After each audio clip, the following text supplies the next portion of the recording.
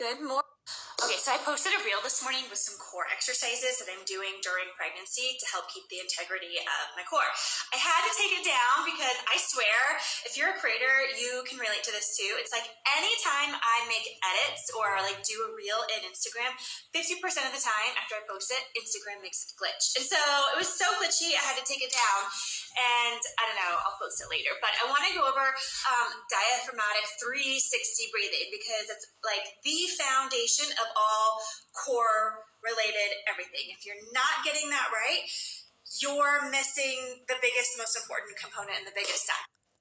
Okay, so 360 breathing is when you're expanding your breath 360 degrees into your ribs. So a lot of times the instinct is for us to take it out of our chest and push it into our abdominals. That's belly breathing. We don't want to do that, especially during pregnancy and postpartum when there is diastasis recti that occurs. It exasperates that. You want to be able to expand to the front where your diaphragm is. You want to be able to send your breath laterally, wide, into your ribs. And you want to be able to send your ribs into send your breath into your back. Posteriorly. So we get really, really locked in our back during pregnancy. As the baby in the belly grows, we rotate less, our mobility lessens, and we tend to send our breath up into our chest and we get really shallow breaths. Ever notice when you're like climbing the stairs and you're pregnant or you're having a conversation? Shallow breaths. Ever notice when you're like climbing the stairs and you're pregnant or you're having a conversation and you're completely winded, your breath is not moving and expanding as much as it could or should. One, because there's a baby in there. Two, you're locked and your diaphragm and your breath is not expanding 360 degrees.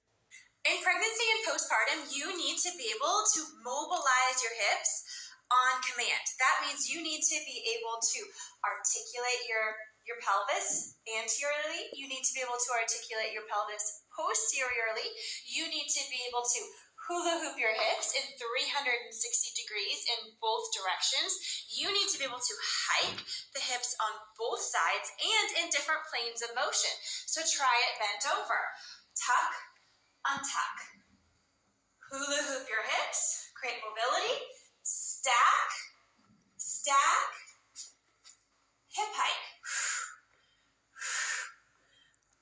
Mobility of your hips is the foundation to creating strength and stability for your hips. So I see this a lot in postpartum women wanting to come back to exercise and they want to just jump into like a workout program and squat. But oftentimes they're locked right here. They're over clenched in the glutes. They have external rotation of the hips. And I ask them to show me a squat. They go like this. Well, you're not going to get a good squat, a good effective squat. You're not going to build your glutes if your squat looks like this. And your squat looks like this because you have no mobility in your hips. So you need to create mobility of your pelvis before you can open up those hips and have an effective squat.